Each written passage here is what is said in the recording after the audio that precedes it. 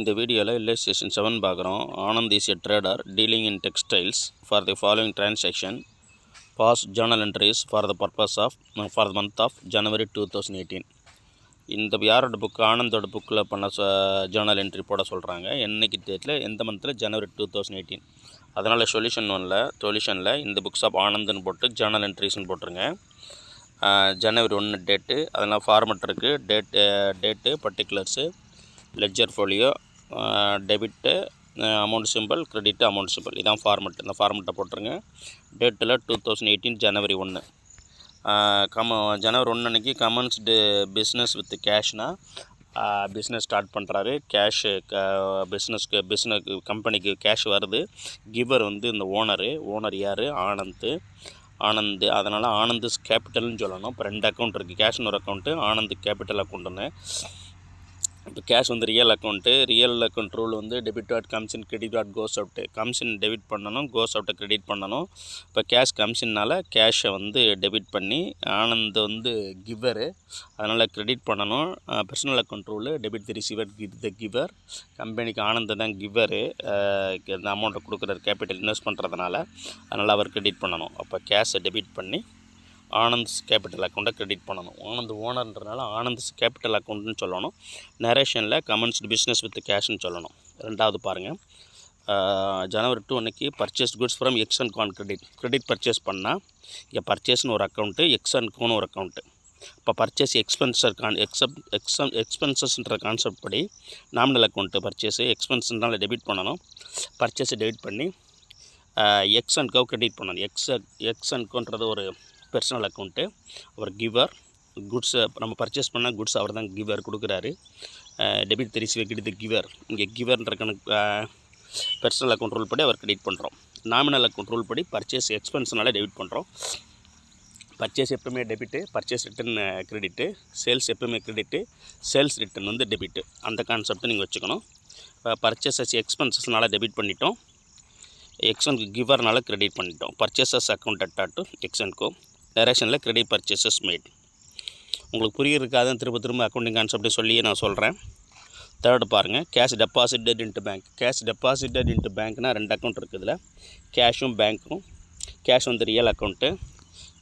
கேஷை பொறுத்தவரை கம்ஸின்னா டெபிட் பண்ணணும், கோஸ் அவுட்னா கிரெடிட் பண்ணணும் ரியல் ரூல் படி. இங்கே கேஷ் வந்து நம்மள்கிட்ட போகுது, கேஷை கிரெடிட் பண்ணியிருக்கேன். இந்த அமௌண்ட்டை பேங்க்கில் டெபாசிட் பண்ணுறதுனால இந்த அமௌண்ட்டை ரிசீவ் பண்ணுறது பேங்கர், அதனால் பேங்க் அக்கௌண்ட்டை டெபிட் பண்ணணும். Bank account debtor to cash அக்கௌண்ட்டை கிரெடிட் பண்ணணும். பேங்க் ரிசீவர்னால பேங்க்கை டெபிட் பண்ணி கேஷ் நம்மளோட்டு போகிறதுனால கேஷை கிரெடிட் பண்ணுறோம் ரியல் ரூல் படி. அதனால் நரேஷனில் கேஷ் டெபாசிட்டட் இன்ட்டு பேங்க். அடுத்து 4th டேட் அன்றைக்கி பாருங்கள். Bought a building from L and Khan credit. Building purchase பண்ணுறாங்க, கிரெடிட் பர்ச்சேஸு. கிவர் வந்து எல் அண்ட் கோ. பில்டிங் வருது நமக்கு. பில்டிங் வந்து real account, debit that comes in, credit that goes out. இங்கே கம்ஸின்னால் building கம்ஸின்னு அசட்னால், இப்போ பில்டிங்கை டெபிட் பண்ணி எல் அண்ட் கோவை கிரெடிட் பண்ணணும். ஓகேங்களா? Building account debtor 95,000, L and co account 95,000 credit. Building bought on credit. அடுத்து பாருங்கள். 5th அன்றைக்கி cash withdrawn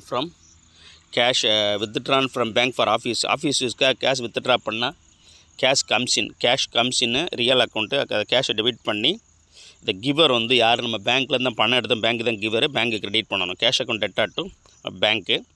cash withdrawn from bank for office யூஸ்க்காக கேஷ் எடுத்துகிட்டு போகிறதால கேஷ் நம்ம கம்பெனிக்கு வரும், கேஷ் கம்ஸின். அதை கேஷை டெபிட் பண்ணி பேங்க்கு கிவர் பர்சனல் அக்கௌண்ட்டு, அதனால் கிரெடிட் பண்ணிட்டோம். ஓகேங்களா? அடுத்து பாருங்கள்.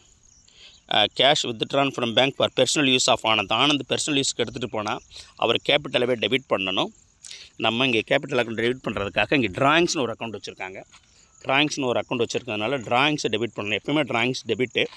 அப்போ கேபிட்டல் டெபிட் பண்ணுறதுக்கு பதிலாக ட்ராயிங்ஸ்னு ஒரு அக்கௌண்ட் வச்சுருக்காங்க. இந்த ட்ராயிங்ஸை கடைசியில் கேபிட்டல் அக்கௌண்ட்டுக்கு ட்ரான்ஸ்ஃபர் பண்ணிடுவாங்க.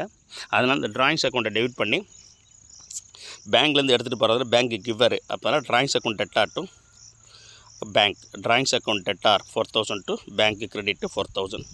Cash withdrawn from bank for personal யூஸ்க்கு எடுத்துகிட்டு போகிறதுனால ட்ராயிங்ஸ் டெபிட் பண்ணணும். ஆஃபீஸ் யூஸ்க்கு எடுத்துகிட்டு போனால் கேஷ் உள்ளே வரும், கேஷ் டெபிட் பண்ணணும். இங்கே பர்சனல் யூஸ் ஓனர் எடுத்துகிட்டு போகிறதுனால ட்ராயிங்ஸ் டெபிட் பண்ணி பேங்க்கை கிரெடிட் பண்ணணும். பேங்க் தான் கிவர் பணத்தை இங்கே பர்சனல் அக்கௌண்ட் ரூல் படி. அடுத்து வர 4மே கிரெடிட் என்ட்ரி வந்து பர்ச்சேஸ் வரும். 4க்குமே எல்லா 4 டிரான்சாக்ஷனுமே பர்ச்சேஸ் வரும். ஏன்னா இந்த மெட்டீரியலை எடுத்துகிட்டு போகிறாங்க. மெட்டீரியலை ஆஃபீஸ் யூஸ்க்காக யூஸ் பண்ணுவாங்க, பர்சனல் யூஸ்க்காக யூஸ் பண்ணுவாங்க, சேல்ஸ் அண்ட் ப்ரொமோஷனுக்காக யூஸ் பண்ணுவாங்க, ஓகே, ஆஃபீஸ் எக்ஸ்பென்ஸ்க்காக யூஸ் பண்ணுவாங்க, சேரிட்டிக்காக யூஸ் பண்ணுவாங்க.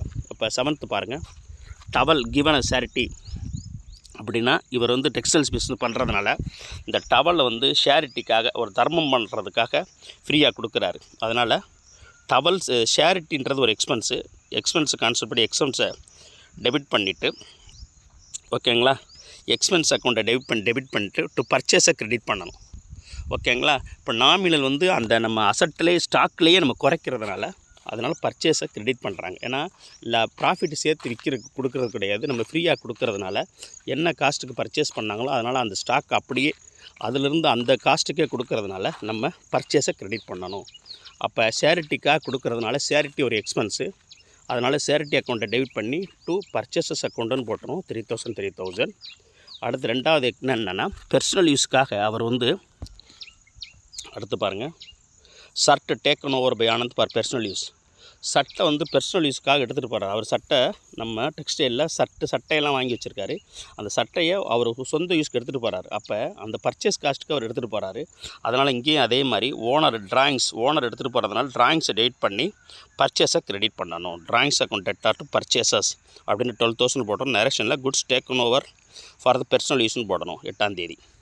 அடுத்து 9th டேட் அன்றைக்கி சாரீஸ் டிஸ்ட்ரிபியூட்டட் அஸ் ஃப்ரீ சாம்பிளுக்காக வாங்கிட்டு வந்த டெக்ஸ்டைல் உள்ள சாரீஸை டிஸ்ட்ரிபியூட் பண்ணுறாங்க. ஃப்ரீ சாம்பிள் யூஸ் பண்ணி பார்த்துட்டு வாங்குறதுக்காக. இது வந்து சேல்ஸ் அண்ட் ப்ரொமோஷனை டெவலப் பண்ணுறதுனால சேல்ஸ் அண்ட் ப்ரொமோஷன் அக்கௌண்ட்டை டெபிட் பண்ணி sales and promotion account expense, அதனால் சேல்ஸ் ப்ரொமோஷன் அக்கௌண்ட்டை டெபிட் பண்ணிவிட்டு டு பர்ச்சேசஸ் குறைக்கணும் ஸ்டாக்கை. ஓகே, இது வந்து 3000. நரேஷனில் goods distributed as free sample. அடுத்து லாஸ்ட் ஒன்று வந்து பாருங்கள், goods table cloth used for office. Table cloth இந்த ஆஃபீஸ் யூஸ்க்காக யூஸ் பண்ணுறாங்க. அந்த டேபிளுக்கு மேலே விரிக்கிறதுக்காக இந்த டெக்ஸ்டைல் அவங்க வந்து வாங்கிட்டு வந்த இந்த குட்ஸில் இருந்து எடுத்து டேபிள் கிளாத்தை ஆஃபீஸ் யூஸ்க்காக யூஸ் பண்ணுறாங்க. அது ஆஃபீஸ் யூஸ் எக்ஸ்பென்ஸ், அது ஆஃபீஸ் எக்ஸ்பென்சஸ் அப்படின்னு டெபிட் பண்ணிவிட்டு பர்ச்சேசஸை குறைச்சிடணும், க்ரெடிட் பண்ணிடணும். ஆஃபீஸ் எக்ஸ்பென்ஸை டெபிட் பண்ணி பர்ச்சேஸை க்ரெடிட் பண்ணணும் 2000க்கு. Goods used for office use. அதனால் இது நல்ல திரும்ப பாருங்கள். புரியலனா கமெண்ட் பண்ணுங்கள், நான் ரிப்ளை பண்ணுறேன். இதில் கடைசி 4 என்ட்ரி வந்து பர்ச்சேஸ் வந்து க்ரெடிட் ஆகும், லாபம் சேர்த்து போக, அதனால் அந்த காஸ்ட்டுக்கு அதை யூஸ் பண்ணுறாங்க. அதனால் இந்த ஸ்டாக்கை குறைச்சிடணும். அந்த 4மே டெபிட் வந்து எக்ஸ்பென்சஸை டெபிட் பண்ணிவிட்டு க்ரெடிட் வந்து பர்ச்சேசஸ் கொடுத்துடணும். ஓகேங்களா. திரும்ப பாருங்கள், லைக் பண்ணுங்கள், ஷேர் பண்ணுங்கள், சப்ஸ்கிரைப் பண்ணுங்கள். புரியலனா கமெண்ட் பண்ணுங்கள். தேங்க்ஸ்.